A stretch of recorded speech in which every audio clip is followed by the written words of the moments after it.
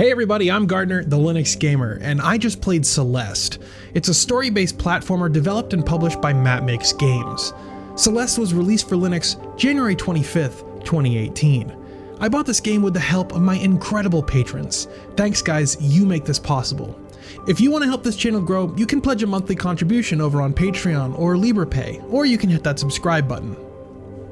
Celeste's gameplay is familiar to anyone who's played Super Meat Boy or any other skill-based platformer. The unique aspect here is the Metroidvania-style layout of each world. For those uninitiated with Super Meat Boy, Celeste is a platformer featuring punishingly difficult levels, unlimited deaths with quick respawn, and a healthy amount of checkpoints. Each screen has an exit and an entrance, usually including a high degree of hazards and instant death. Spikes, bottomless pits, and being crushed are the easiest ways to die. You have a limited amount of stamina with which you can climb walls, a single jump to gain height, an omnidirectional dash that's exhausted after one use until you come to rest on a flat surface, and an ever-changing assortment of environmental helping hands. In this world, for example, you get the ability to dash through what I took to calling dark prisms. This was by far my favorite of the changing powers. Each world has a different one. This orb shoots you at a constant velocity until you hit an obstacle. These crystals refill your dodge mid-air, and these orbs let you do this. I don't know really how to explain this one. The game also has an accessibility feature which I strongly believe every game should have.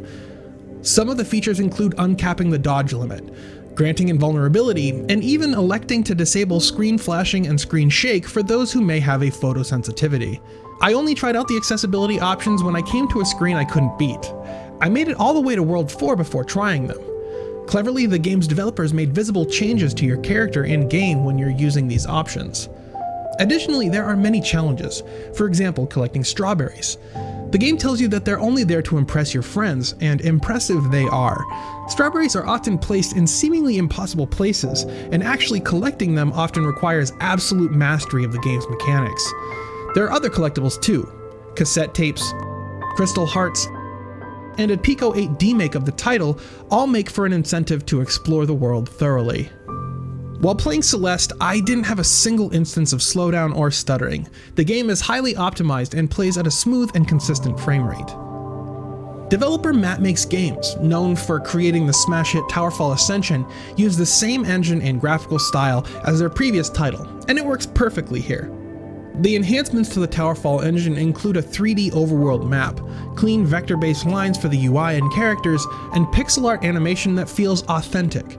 Speaking of animations, they're fluid, detailed, emotive, and perfectly complement the controls. The crux of Celeste is its difficulty, and the controls here are not for the faint of heart. Movement is precise and almost requires the use of a good D-pad. I started playing with a Steam controller, but quickly moved over to my DualShock 4 because of the game's heavy emphasis on face buttons, and the analog stick is just not ideal. Dodging is a 2-button affair, requiring the use of both square or X on a 360 controller and the direction you wish to dodge. In order to climb, you have to hold the right shoulder button, and cross, or A, lets you jump. I'd like to talk about the game's narrative for a bit, and I'll try not to give anything away. Celeste is a game about anxiety, and from what I've gleaned, the title is firmly within the point of view of our main character, Madeline. Everything we experience as a player, from the difficulty and hazards in each world to the other characters and their dialogue, are on display through the lens of Madeline's anxiety. And at certain moments, when she has panic attacks, we're within an even more subjective point of view. The game does a wonderful job conveying anxiety in both a metaphorical and explicit sense. I would like to commend the team behind Celeste, the writers, artists, and everyone on this title. As someone who's dealt with a myriad of anxiety issues, Madeline's journey truly resonated with me. Everything in this game, be it figurative, implicit, or literal, truly speaks to what it feels like to live with an anxiety disorder. If you enjoy brutally difficult platformers, or you don't mind using the game's built-in accessibility features, give Celeste a try. From the inherent difficulty to the interaction with other characters, be it boss battles or other dialogue, Celeste communicates a powerful message and left its impression upon me. It comes with my highest recommendation. Celeste is available for Linux through itch.io and Steam. Links are in the description. Have you played Celeste? What did you think of it?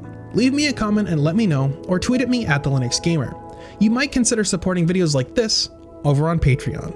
If you enjoyed this video, make sure you hit that subscribe button to see more from me, the Linux Gamer.